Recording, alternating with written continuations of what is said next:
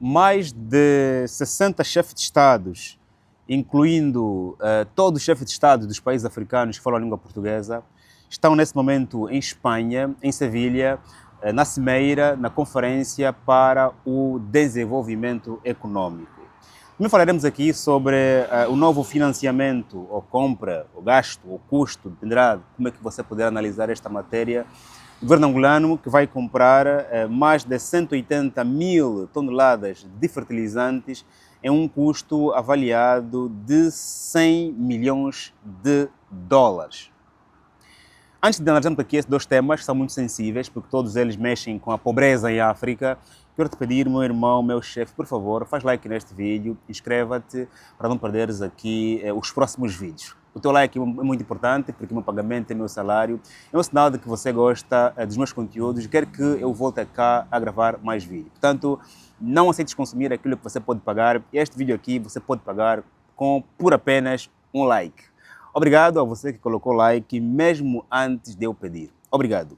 Sem mais voltas, vou falar aqui do tópico. Líderes mundiais reunidos em Sevilha tentam palir déficit de bilhões na ajuda ao desenvolvimento. Vale dizer que, segundo a ONU, essa cimeira está a ser organizada pela ONU, okay, que tem programas vários sobre desenvolvimento, inclusive, não é?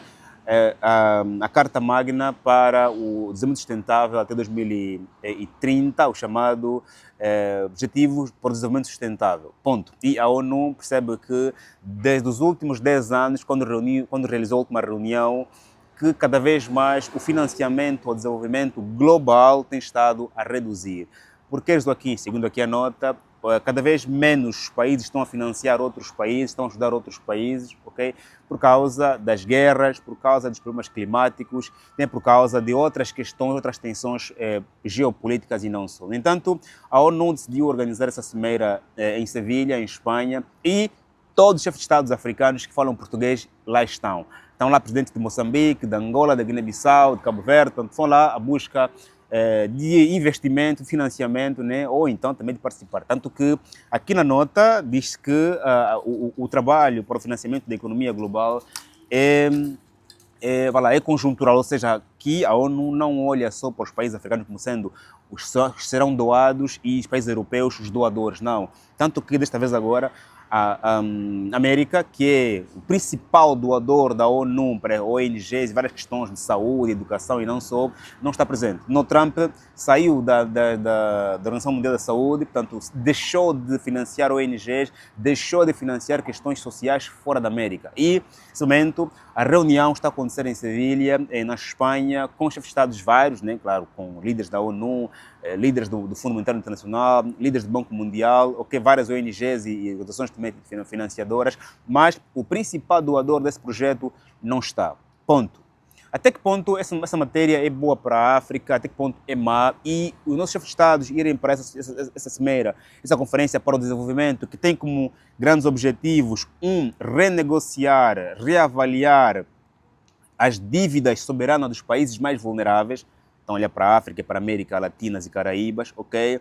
Também aqui, claro, outro objetivo é de reconhecer e observar os obstáculos para o desenvolvimento sustentável em vários países, ok? Porque existem países que estão em trade-off, não podem apostar, né, para o desenvolvimento sustentável porque podem prejudicar a economia. Angola é um país que, se apostar 100% em temas voltados ao desenvolvimento sustentável, Angola pode cair em crise. Razão pela qual existe um trade-off onde, se eu parar de explorar, por exemplo, recursos naturais, vou estar pobre. Se eu parar de explorar petróleo nos mares ou nas praias dos mares, claro, eu vou estar pobre, porque eu preciso de tirar recursos naturais, preciso de desmatar para poder fazer mais campos agrícolas, mais campos para os animais, preciso desmatar para tirar mais madeira. Portanto, se eu apostar no sustentável, posso ficar pobre. Países como Angola, que dependem muito de recursos naturais, claramente estão em trade-off, e esses países devem ser compensados pelos países que mais poluem, por exemplo, os países industriais, que são os europeus e não só. Mas aqui a África, mais uma vez, corre em busca de financiamento, porque a própria ONU também diz que um dos grandes objetivos é aqui olhar os países mais vulneráveis, e claramente os países africanos e África e Caraíbas fazem parte da lista, e a pergunta que se coloca é fixe passados 50 anos de independência, por causa do Congo, 60 anos, continuarmos a buscar por financiamentos, por empréstimos, por ajudas internacionais. É sustentável, é aceitável, é bonito. Eu penso que não é bonito ao todo, ok? Porque a Europa não pode continuar a ser, nos nossos discursos, o responsável pelo nosso atual Estado, ok? Não pode continuar a ser, porque se nós continuamos a culpar a Europa pela atual situação da África, jamais trabalharemos.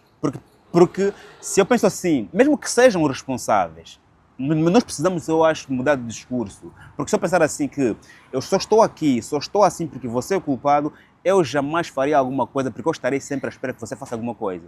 Porque para mim, você é o culpado da minha atual situação. Okay? Portanto, eu preciso me despir desse pensamento, mesmo que eu ache verdade, me despo disso, digo assim, eu sou o senhor do meu destino, eu sou responsável pela minha situação financeira e econômica hoje e amanhã, portanto eu vou trabalhar para isso.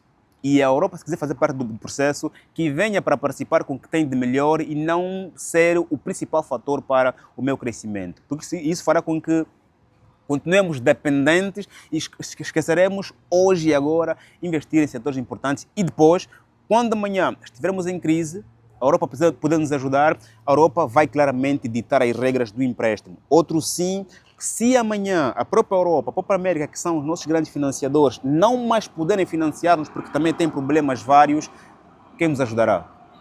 O problema da dependência é esse. Se aquele que está a te ajudar não mais poder te ajudar porque ou está em conflito, ou está em uma crise, quem te vai ajudar? Portanto, eu acho que é mais urgente agora pensarmos em nos desligarmos dessa dependência para que possamos caminhar por nós mesmos e se a Europa amanhã precisar de nós, para que se amanhã a Europa não mais puder nos ajudar, nós estamos aqui para os ajudar. Mesmo essa subjugação que se tem em relação aos países africanos só acontece em função das doações que sempre recebemos.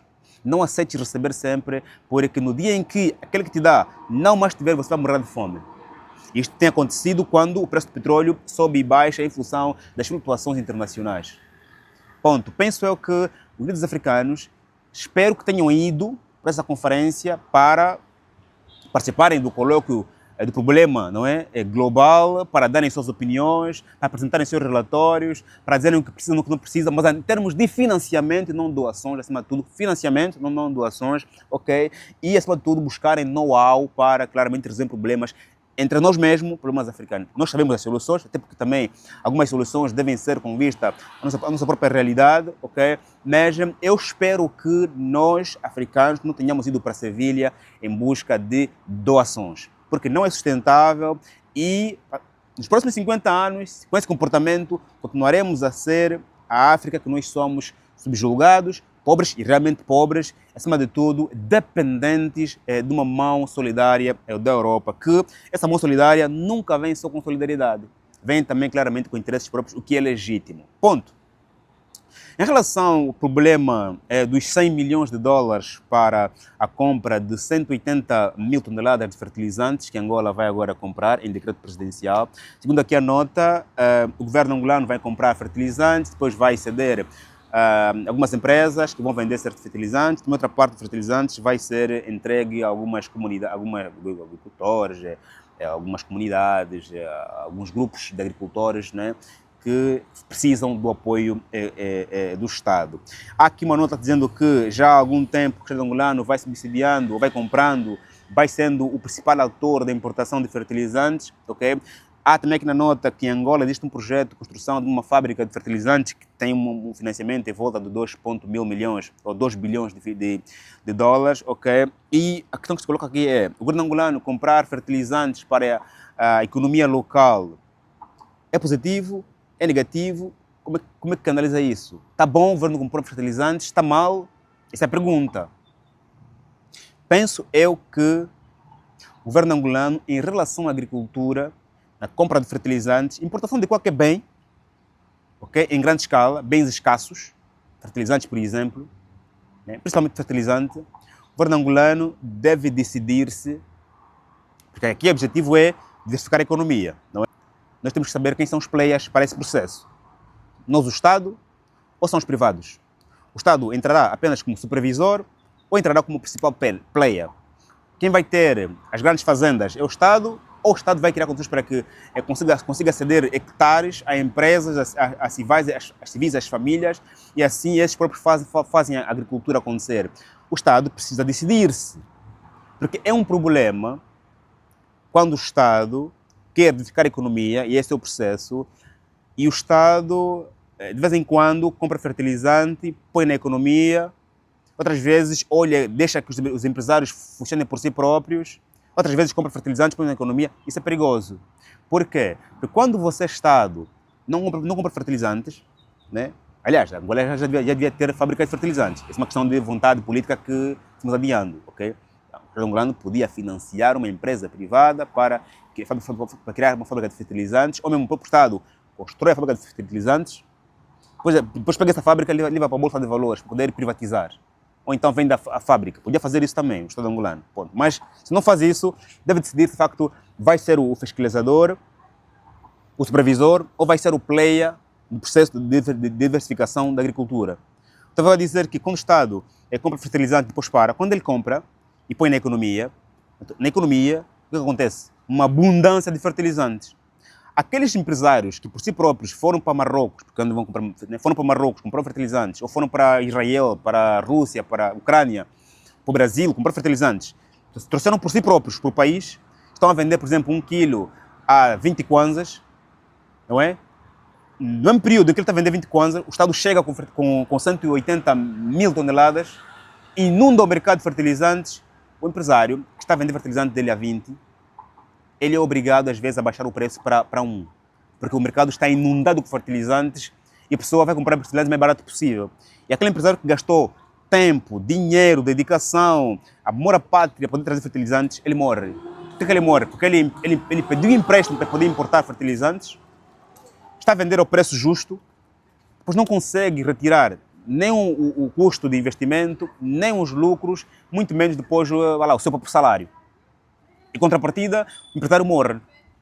Amanhã o Estado angolano, né, o fertilizante acabou na economia, o Estado se cala, não faz nada.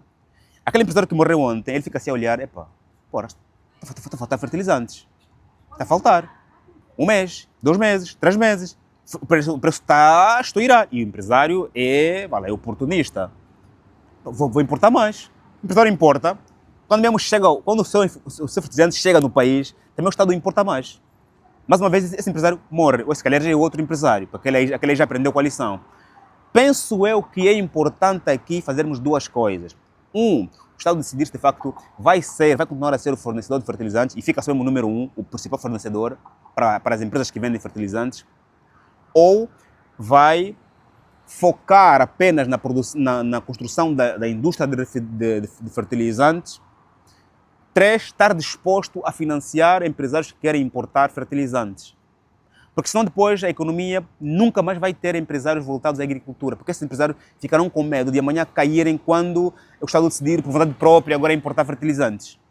O Estado não pode ser o principal concorrente dos empresários. É preciso aqui decidir. Okay? Depois, claro, também é importante, né, estudarmos as formas de financiamento, de distribuição desses fertilizantes. Esperamos que seja, não é, a forma mais justa possível para o setor, para que ninguém se sinta prejudicado, quando o objetivo de todos nós é ver a Angola um país completamente sustentável em termos de comida. Né?